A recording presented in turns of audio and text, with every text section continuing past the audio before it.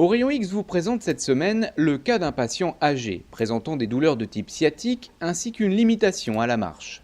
Ces examens d'imagerie révèlent un canal lombaire rétréci qui a nécessité une intervention chirurgicale. Illustration commentée par le docteur Guillaume Riouallon, chirurgien orthopédiste au groupe hospitalier Paris-Saint-Joseph. Il s'agit d'un patient qui présente un canal lombaire rétréci. C'est une pathologie dégénérative du rachis lombaire où l'arthrose vient réduire la taille du canal rachidien dans lequel passent les structures nerveuses. Et donc cela engendre une claudication ou des douleurs radiculaires à type de sciatique qui peuvent être très handicapantes. On voit sur l'IRM ici, en fait ce patient il présente deux problèmes, ce problème de sténose canalaire, c'est-à-dire le canal qui est très serré. Là si je descends à cet étage-là, on voit que le canal est de bonne taille avec les racines nerveuses à l'intérieur du liquide céphalorachidien qu'on voit très bien en blanc sur cette coupe. Et si on remonte à un étage un petit peu plus haut ici, on voit que le canal est complètement sténosé, on voit plus de canal rachidien, il est tout noir parce qu'il est très rétréci et le liquide céphalorachidien ne peut pas passer. Et donc en fait il présente un deuxième problème, c'est ce problème de glissement vertébral, un problème de statique rachidienne qu'on appelle un spondylolisthésis où on voit le glissement de cette vertèbre par rapport à celle-là.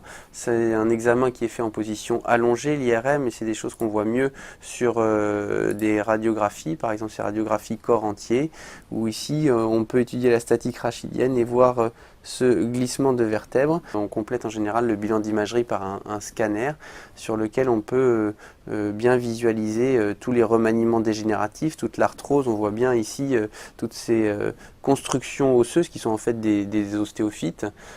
On voit le décalage entre le bord postérieur de cette vertèbre-là par rapport à celui-là et puis des discopathies sévères avec de l'air dans les disques et ces grosses articulaires très arthrosiques en arrière qui viennent au milieu rétrécir le canal.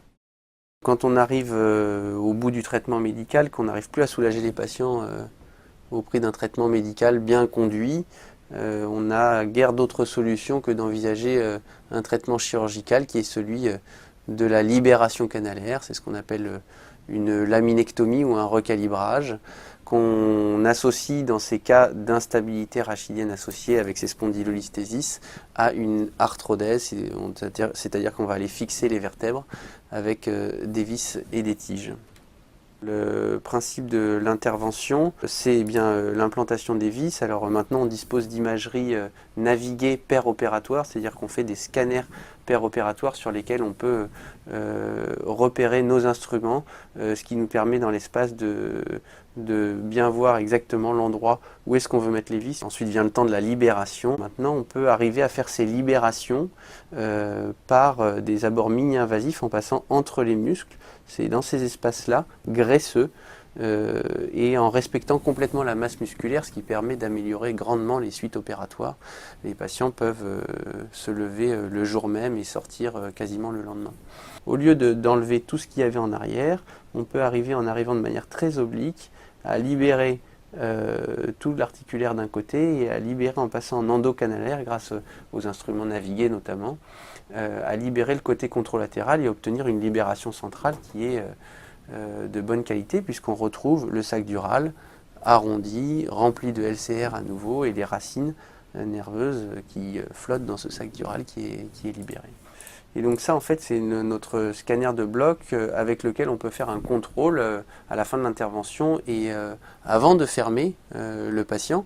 Et donc là on voit en fait l'étage que je vous ai montré sur le scanner préopératoire, ici qui est complètement libéré. Alors là, le noir qu'on voit ça correspond à l'air qui rentre par la voie d'abord, hein. C'est une voie donc latérale, hein, c'est des voies mini-invasives.